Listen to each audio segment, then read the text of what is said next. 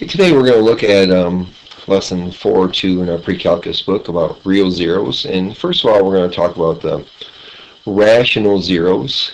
If you remember, when we're talking about zeros, we're looking at when the function is equal to 0. And our rational zeros are any of them that can be written as the ratio of two integers. Okay, just a reminder what rational numbers are.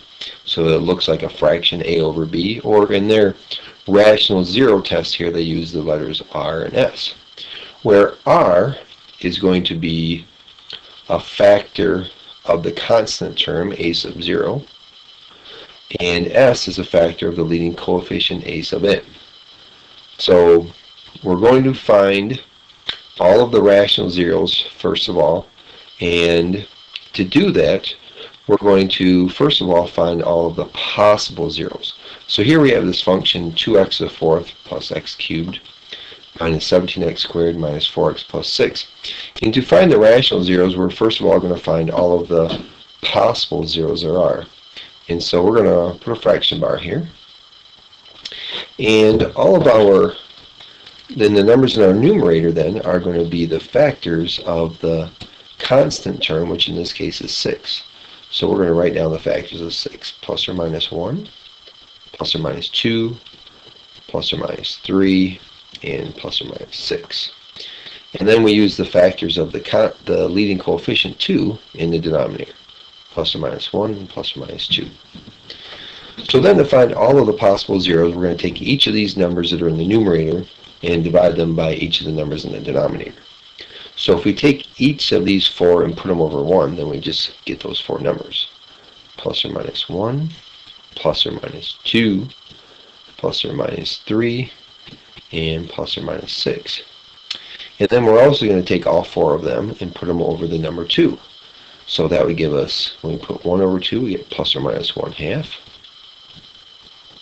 And 2 over 2 would be plus or minus 1 again. And then 3 over 2.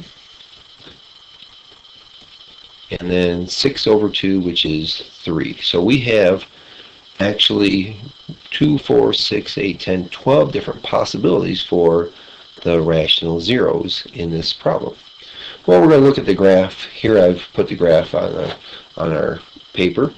And we can check these out, and it looks like here at -1, -2, looks like there's one right here, and that looks like it's at -3. So we're actually going to use synthetic division to check and see if -3 is one of our zeros. So we'll do our synthetic division. We'll put a 2 here, and 1, -17, -4, and 6. And we'll do the synthetic division. So bring down the 2.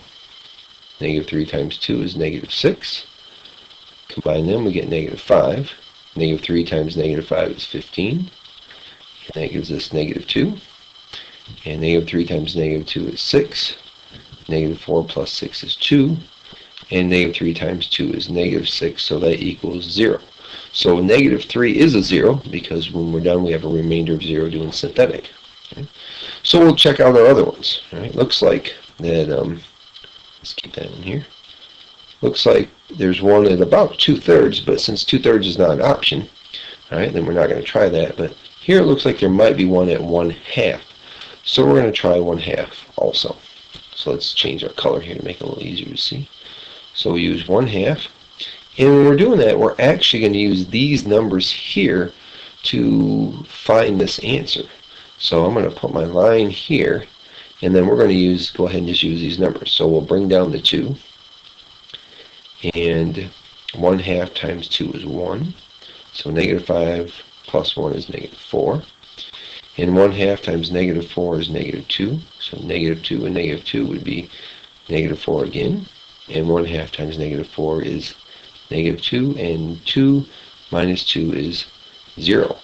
So I do have a 0 here, so 1/2 is also one of our zeros. So we have 2 actual rational zeros in this case.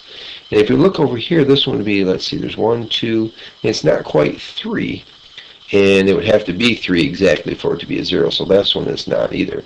So we have 2 of them, two rational zeros, -3 and -1/2 for this problem. So we're going to use that information to actually find all of the zeros of this function. So we've already found that -3 and 1/2 are zeros. So we know that since it's a fourth degree polynomial, that there should be two more zeros. And we may have to use a quadratic formula to find the other two. And how we're going to do that is we're going to actually select this part here, and we're going to copy this, because to do this we want to use synthetic division down here and to help us out with doing that.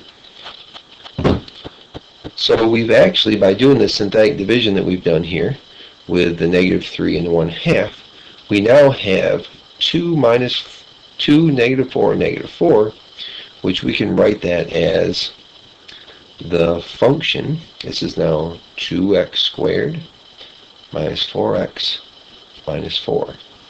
And what we're going to want to do to find those zeros is we're going to set that equal to 0 and see if we can solve that. Now, first of all, since they're all even numbers, we're going to go ahead and divide them all by 2. So we'll get x squared minus 2x minus 2 equals 0. And hopefully this is something we could factor, but in this case it doesn't look like it. So we're going to go ahead and use the quadratic formula then to find the other two zeros. So if you remember the quadratic formula, (b over 2a plus or minus the square root of b squared minus 4ac all over 2a. So we plug in our numbers. Remember that, and the one thing nice about this is that here's our a is 1, b is -2, and c is -2.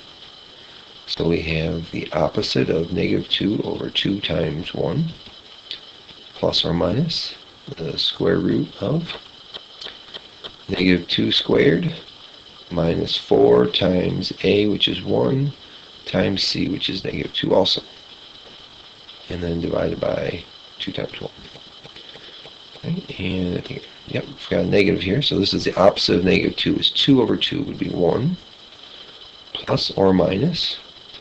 And in the numerator here, we're going to have 4, and then -4 times -2 is positive 8, plus 4 would be the square root of 12 over 2. And if you remember in the simplifying of radicals, that the square root of 12 is 2 square roots of 3 over 2.